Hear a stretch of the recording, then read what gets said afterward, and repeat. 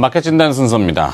외국인 투자자들의 동향을 다시 한번 진단해보는 순서가 되어 있고요. 미래에셋증권 코리아 리서치 센터 이지훈 연구위원 함께합니다. 어서 오십시오. 네, 안녕하세요. 자, 뉴욕하고 우리 시장 디커플링, 비동조화는 어제 오늘 일은 아닙니다. 맞습니다. 예. 네, 수년간에 걸쳐 최장기간 변동성이 없다. 이것도 네. 우리 시장의 현주소인 것 같은데 왜 이런 현상이 나타나는 걸로 보십니까?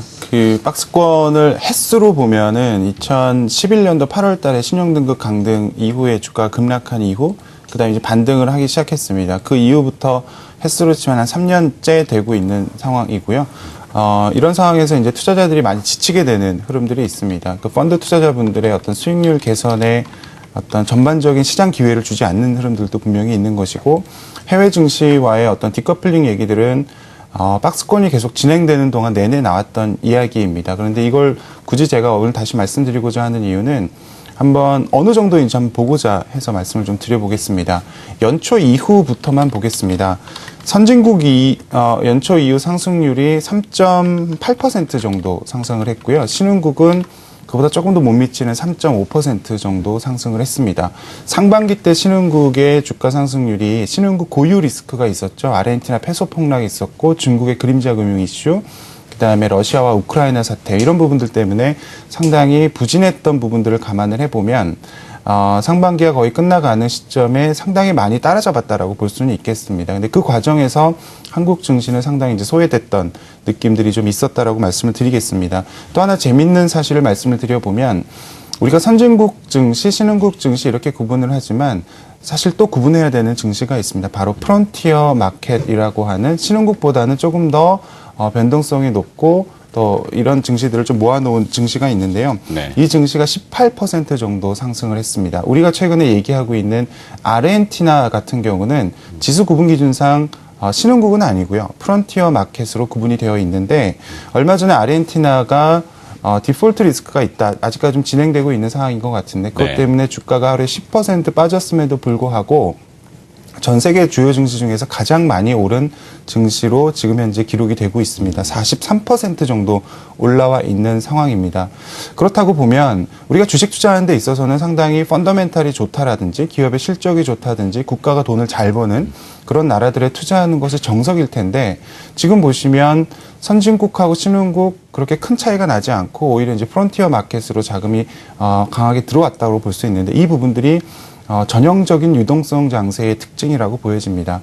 유동성 장세라고 하게 되면 침체 이후에 금리가 낮아지고 이 저금리를 가지고 이 돈들이 어디에 투자할까 고민을 가장 크게 하는 시점이고요. 기업 실적이 아주 좋아지진 않지만 주가는 올라버리는 이런 장세를 보통 얘기하게 되는데, 유동성이 선택하는 요인들은 더 이상 빠질 것 같지 않다거나 아니면 이 싼 돈으로 단기간에 많은 수익을 얻을 수 있는 모멘텀이 있다라든지 이런 쪽으로 자금이 몰리게 됩니다. 그렇기 때문에 최근에 한국의 외환시장의 건전성이라든지 어떤 국가의 어떤 경제 규모라든지 이런 부분들을 감안해 보면 지금 말씀드렸던 이런 나라들 대비해서 딱히 그렇게 나빠질 게 없는 상황이긴 하지만, 유동성의 선택을 좀 못 받는 측면들이 있고, 굳이 좀 핑계를 대자면 이제 중국과 상당히 많이 연계되어 있는 나라로 인식이 되어 있기 때문에 최근에 중국도 전 세계 증시에서 가장 안 좋은 증시 중에 하나입니다. 그래서 이것과 더불어서 신흥국 투자하시는 분들 역시 그 중국과 한국에 대한 어떤 비중을 아주 강하게 늘리지 못하는 그런 과정에서의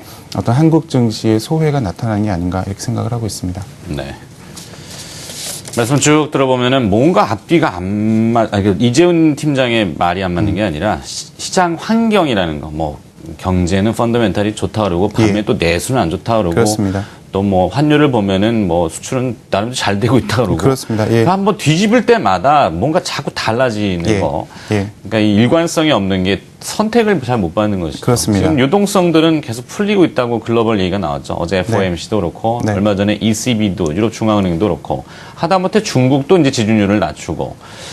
자, 근데 외국인 투자자들의 수급에는 이런 현상들이 어떻게 비춰질까요? 한국을 제외해놓고 한번 생각을 해보겠습니다. 전 세계 자금이 지금 어떻게 움직이는지, 대부분의 투자자들이 어느 지역, 어느 자산에 돈을 넣고 있는지를 보게 되면 그렇게 전망이 나쁘지는 않습니다. 그러니까 소외되는 부분들을 제외해놓고 보면 그동안에 2013년도 경험을 해보시면 미국 증시를 비롯한 선진국 증시 쪽으로 자금이 많이 몰렸는데 신흥국은 테이퍼링 이슈 때문에 많이 자금이 이탈이 되었었던 측면들이 있는데요. 최근 들어서는 신흥국으로 한 2, 3개월 연속 자금이 들어오고 있고 들어오는 형태 역시 그동안에는 인덱스 펀드 자금, 우리가 ETF라고 하는 자금 중심으로 많이 들어왔었는데 최근에 보시면 신흥국에 들어오는 자금 중에 ETF 자금보다는 우리가 액티브 펀드라고 하는데요. 벤치마크를 이기는 것이 미덕인 펀드로 돈이 좀 들어오고 있다는 겁니다. 그래서 조금 더 신흥국 지역에 자신감을 좀 갖고 있는 측면들은 분명히 있다라고 보여지고요. 선진국 쪽에서 자금이 많이 이탈되느냐? 그렇지는 않습니다. 이미 선진국으로 자금이 들어오는 과정에서 자산 선택이 신흥국 주식이나 신흥국 채권으로 확대되는 측면들은 분명히 긍정적인 효과가 있다라고 판단을 하고 있고요. 그 다음에 전 세계 투자자들 중에서 신흥국 환율에 가장 민감한 투자자가 누굴까요? 바로 신흥국 채권에 투자하는 투자자들입니다.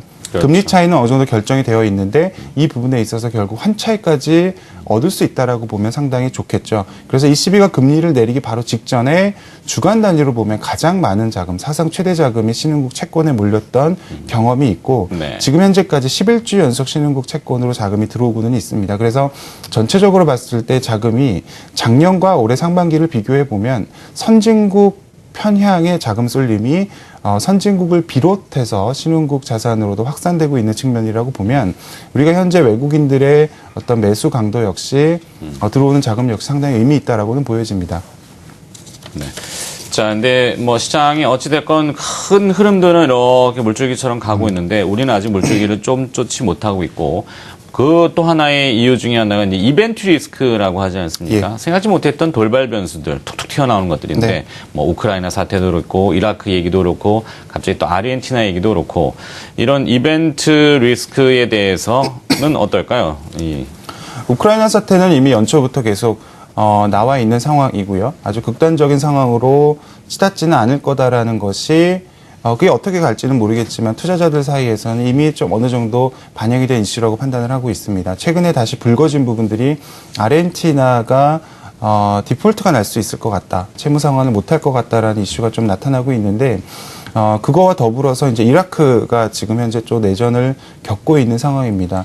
제가 볼 때 가장 중요한 리스크는 이라크 사태도 우리가 이제 의미 있게 봐줘야 되는 부분들인데 우리가 정치적으로 어떻게 해결이 될지 미국이 개입할지 주변국들이 개입할지를 우리가 예측하기는 상당히 어려울 것 같습니다. 다만 분명한 것은 중동발 지정학적 리스크가 시장에 주는 영향이라는 것은 결국 이제 유가를 올리게 되는 부분들이게 된데요. 유가가 올라가게 되면 신흥국 입장에서는 상당히 불리합니다. 왜냐하면 우리가 물가 지수라고 하고 있는 CPI에서 선진국의 경우에는 에너지하고 푸드, 그러니까 이제 쓰고 먹는 부분이 차지하는 비중이 한 10% 중반 정도밖에 안 되는데요. 신흥국은 나라마다 좀 차이는 있지만 한 30% 이상 올라가게 됩니다. 물론 이제 한국 같은 경우는 선진국에 준하는 정도이기 때문에 그렇게 민감도가 높지는 않지만 그렇게 되면 결국 유가가 올라가게 되면 신흥국의 물가가 올라가게 되고요. 신흥국의 물가가 올라가게 되면 신흥국 살림살이가 안 좋아지게 됩니다. 그로 인해서 신흥국이 우리가 예상하고 있는 모멘텀이 좀 떨어질 수 있기 때문에 결국은 이라크 사태가 유가를 올리고 유가가 물가를 올리고 물가가 신흥국 주식에서의 자금 이탈을 자극할 것이 아니냐라는 부분들이 가장 큰 리스크라고 보여집니다. 다만 결론적으로 말씀드리면 그 시기가 그렇게 강하게 앞당겨질 것 같지는 않습니다. 그림을 하나 준비를 해 가지고 왔습니다. 네. 통상적으로 보게 되면 유가가 올라간 이후에 신흥국 물가가 올라가는데 약 한 3개월 정도의 기간의 시차가 있다라고 보고 있습니다. 이 보시는 그림에서 이 검정색 선으로 나와 있는 것이 신흥국의 평균 물가를 나타내고 있고요. 하늘색으로 나타나와 있는 것이 그 유가의 어떤 상승률을 나타내고 있습니다. 시차를 좀 보이고 있는데요. 중요한 부분은 신흥국 인플레이션이 올라간다고 해서 모든 자금들이 다 빠져나가는 것은 아닙니다. 어느 정도 임계치를 넘지 않는 것이 상당히 중요한데 저희가 보고 있기로는 평균 한 5.5% 정도가 임계치인 것 같습니다. 과거 2008년도에도 그랬었고 2011년도 초에도 물가가 한 5.5% 넘어가면서부터 신흥국에서 자금 이탈이 일어난 상황인데요.